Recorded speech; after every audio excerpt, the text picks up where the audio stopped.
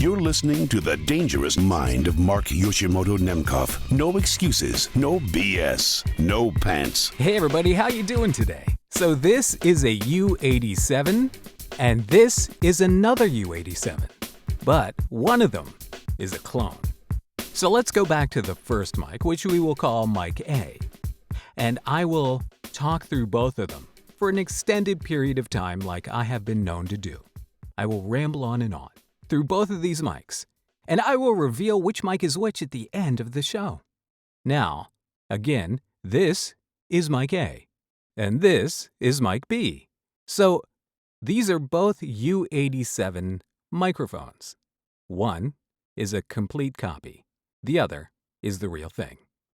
The clone in question is my dead ringer, which is made out of a Fuchs circuit, an REN Audio K87 V1 capsule, a HL95 body from AliExpress, and the wonderful UT5087 or 0587 transformer from UTM.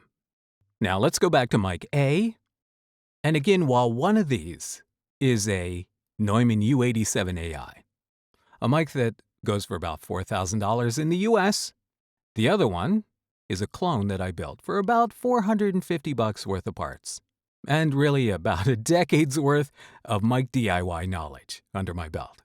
And back to mic B, because I want to tell you the sad story of how GroupDIY has jumped the shark, completely and totally jumped the shark.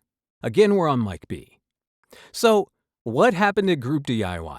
Now, GroupDIY is the site that is really probably, without a doubt, the most influential microphone DIY site that I have been able to find in order to learn how to tinker with, partially destroy, and build really cool microphones, including the DIY U87 clone that is in this comparison.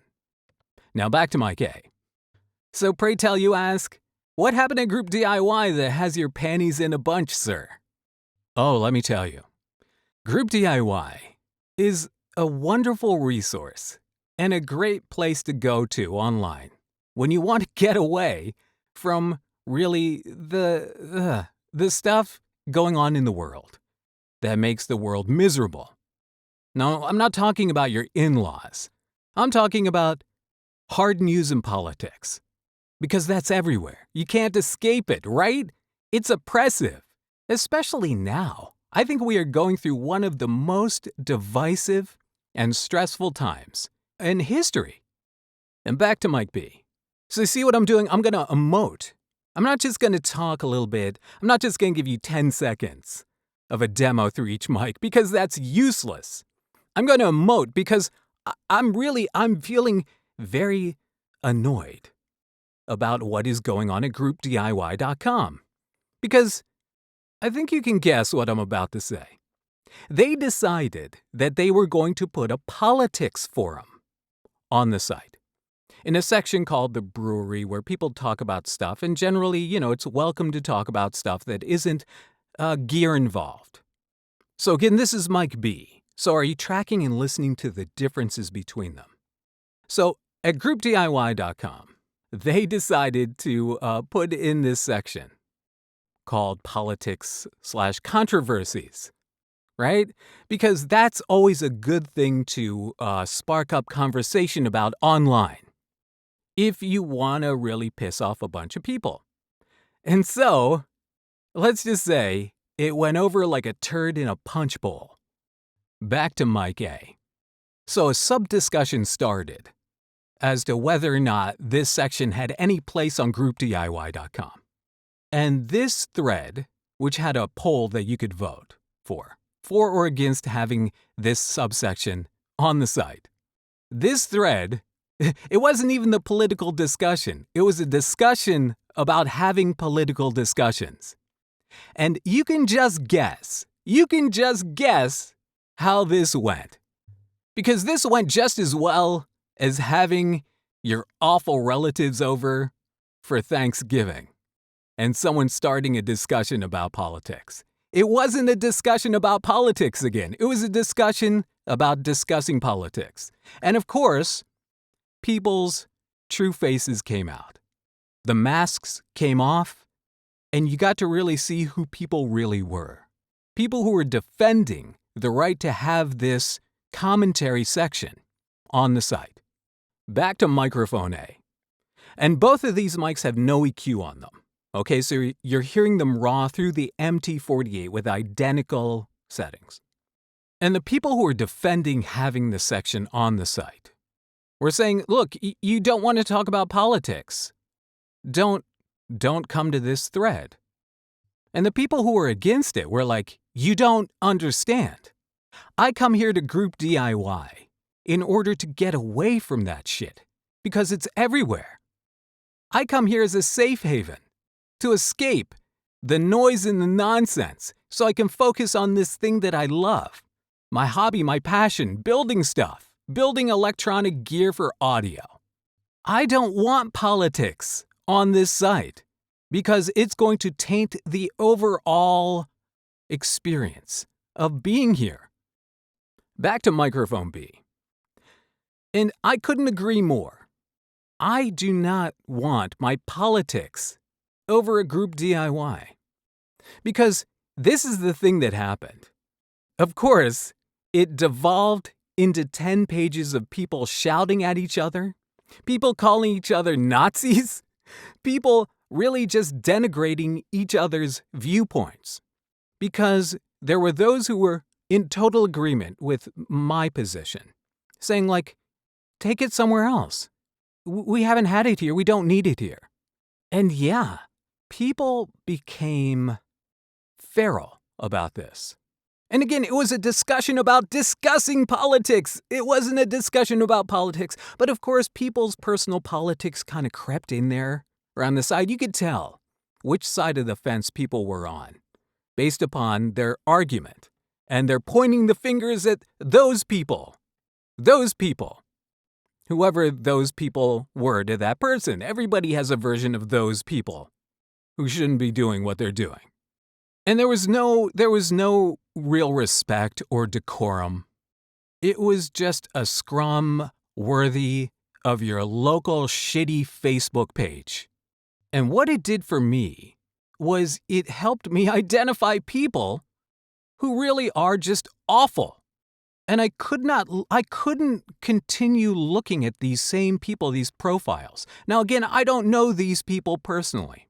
These are people who I've interacted with online, whose opinions and experiences I've read about, their posts, questions I may have answered, or people who have answered my questions.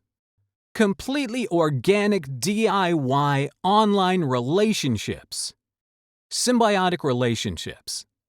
Now, I'm well aware that a symbiotic relationship involves two different species, but now that I say it, I really feel that some of these people who are making ridiculous arguments, and this is what happens.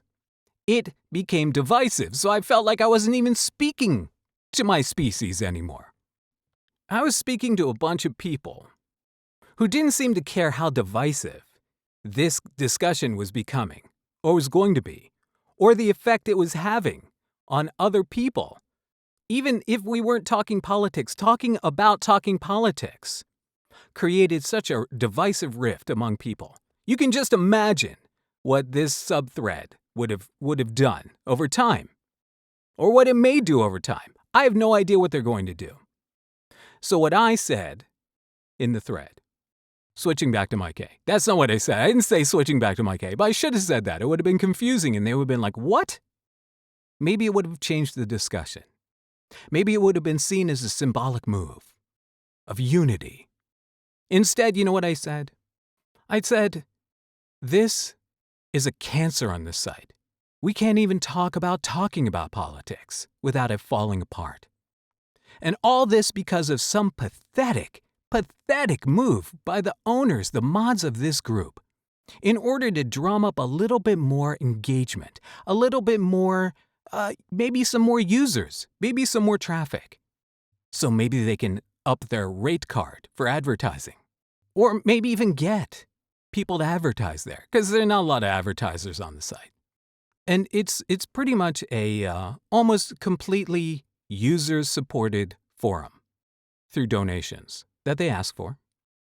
And I myself have donated to continue the operation of this site that I use or used to use, and so that other people may benefit from it. So I make a $30 donation, right? I start a $30 automatic donation. And I realized yesterday, they're not listening to the poll response. They're not listening to people.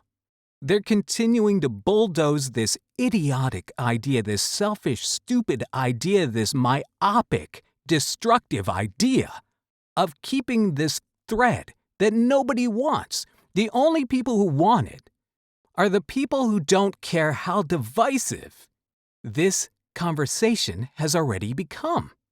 All right, back to Mike B. So I said, you know what, I'm pulling my financial support. And I'm sitting there really just kind of dumbfounded of how this totally spiraled out of control.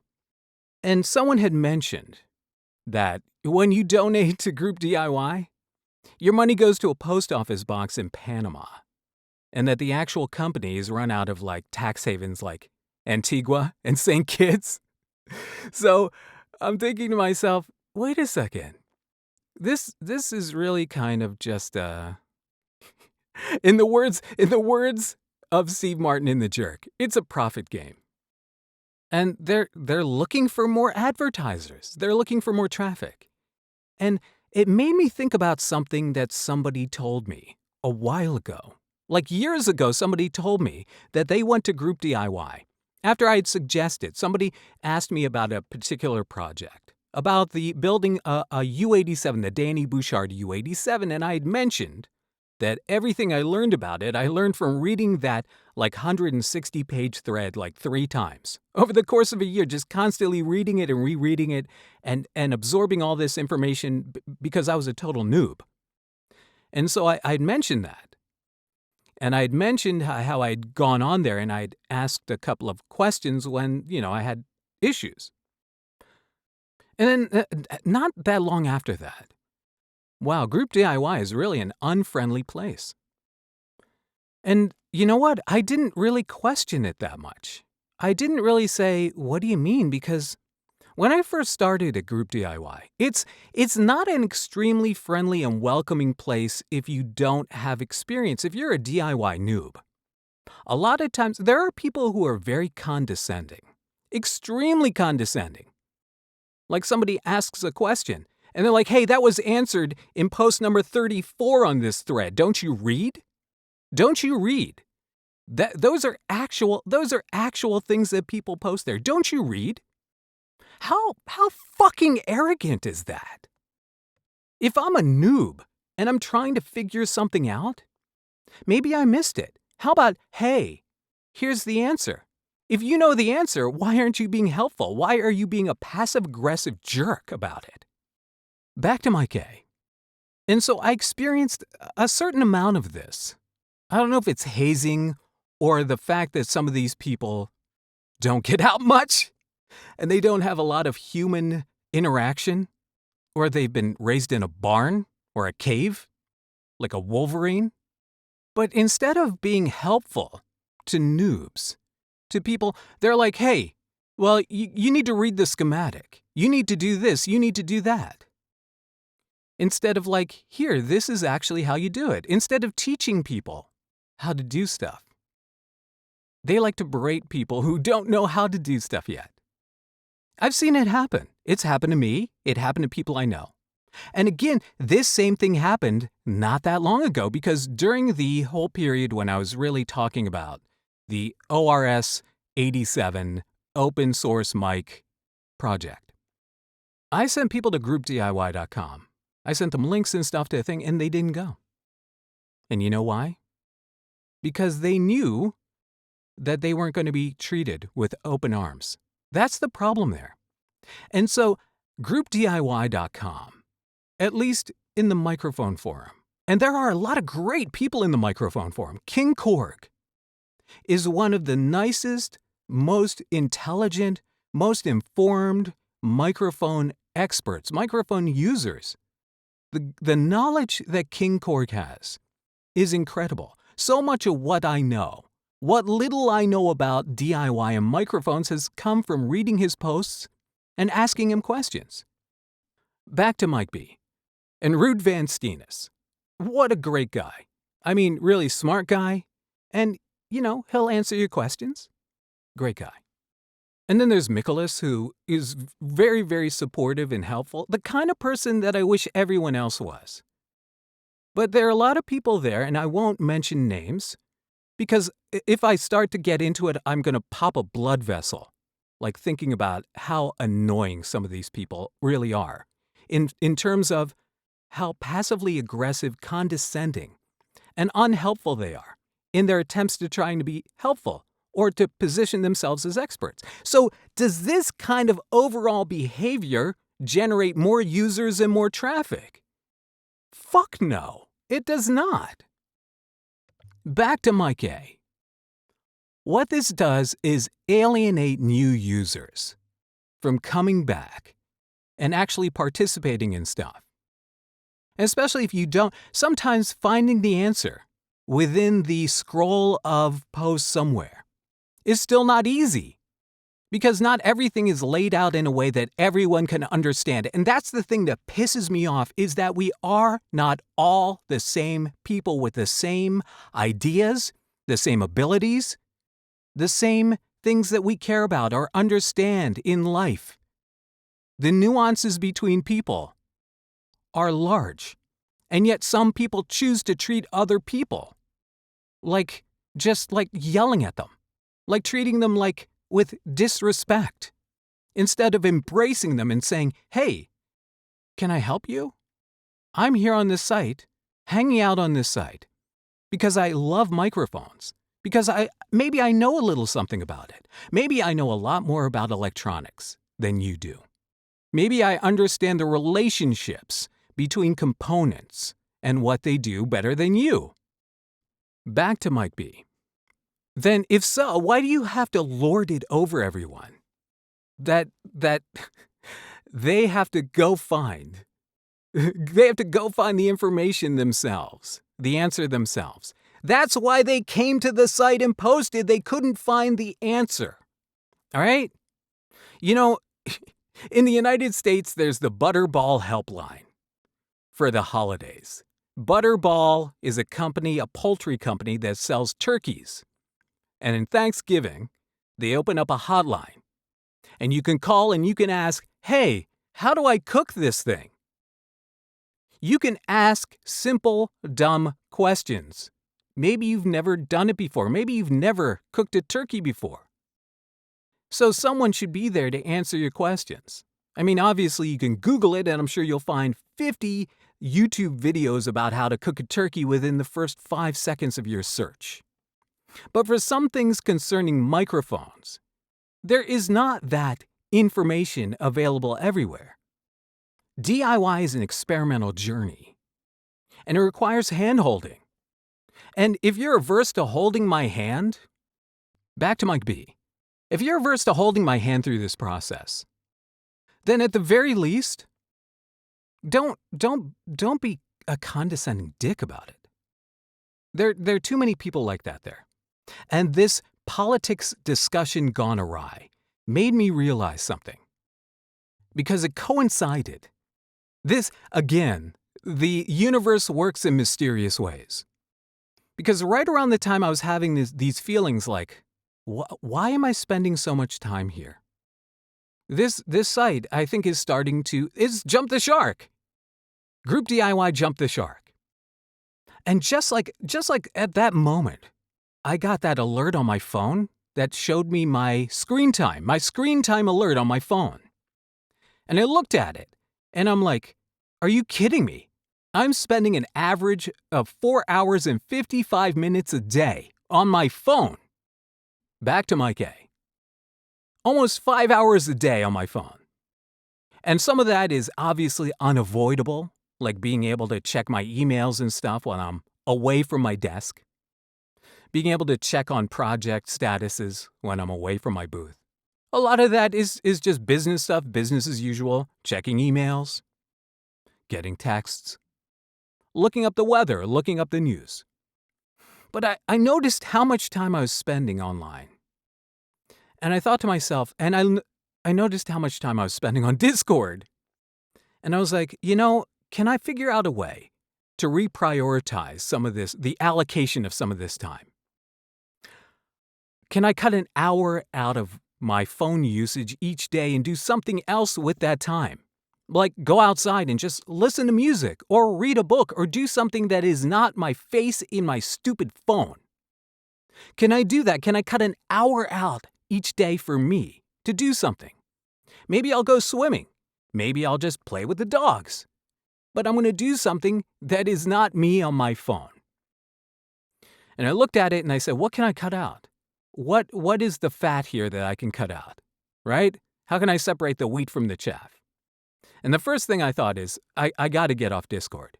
I'm spending on some days, I'm spending like an hour a day on Discord. And I thought to myself previously, a couple of weeks ago, I was like, I should spend more time on Discord because I enjoy it. But I guess I was addicted to it. I was spending too much time on Discord. So I was like, I got to cut that out.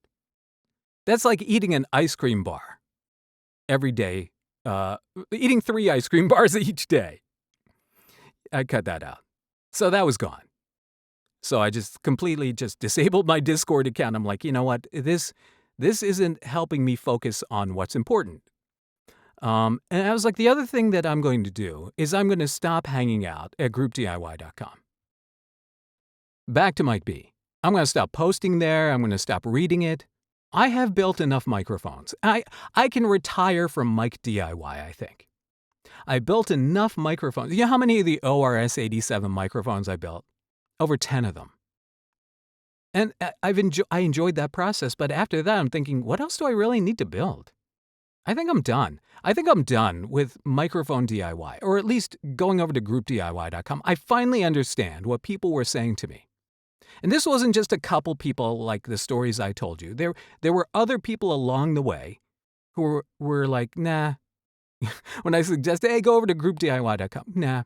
And I'm guessing they probably had gone over there before and may not have enjoyed the experience. And so the experience is not going to get any better if they put this forum there. So you know what? I'm pulling my funding. I'm going. I'm just going to focus on something else. Maybe I need a new hobby. Or maybe I've achieved what I already set out to achieve. And I'm done. Because I built this mic that you're listening to. Well, not this mic. This is Mike B. And this is the U87ai. And this is Mike A., my DIY clone, which I call the Dead Ringer. And I think the Dead Ringer really embodies the qualities of a U87 in a way that I haven't heard with other clone mics. So I'm very, very happy with this. And again, if my DIY mic journey ends here, I'm really happy with the result. I mean, I'm ecstatic, actually, to tell you the truth.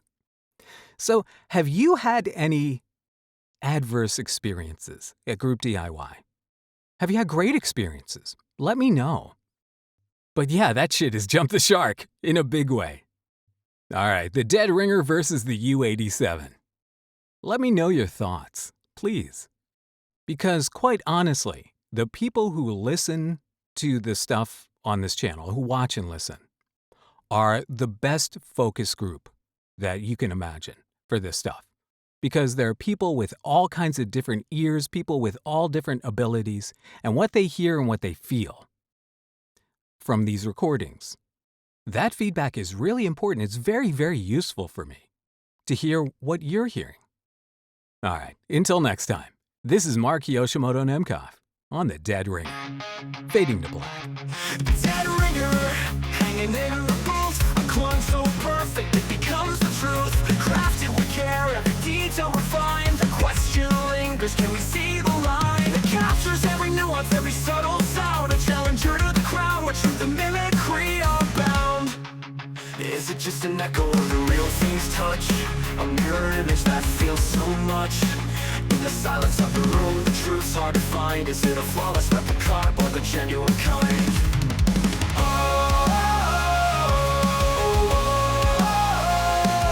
Dead ringer, so close to real, capturing the sound, capturing the feel. Can you tell the difference? The challenge is cast. If you can't, then it's one, the best in his class. The dead ringer, in the realm of sound, where the lines blur and truth is unbound.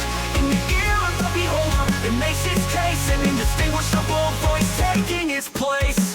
Dead ringer with a voice so true, a shadow of the master breaking through. He plays the part with the confidence rare, a contender in the game beyond compare. In the whispers and tones it finds its strength, pushing the boundaries at any length. Is it just an echo of the real thing's touch? A mirror image that feels so much. In the silence of the room, the truth's hard to find. Is it a polished replica or the genuine kind?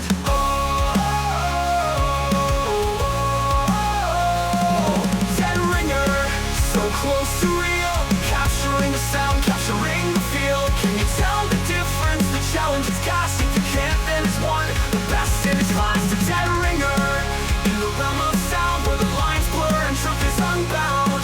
In the ear of the beholder, it makes its case, an indistinguishable voice taking its place. In the quiet moments where doubt creeps in, is it the real deal or a perfect twin? The clone stands tall with pride in its tone, proving its worth, holding its own.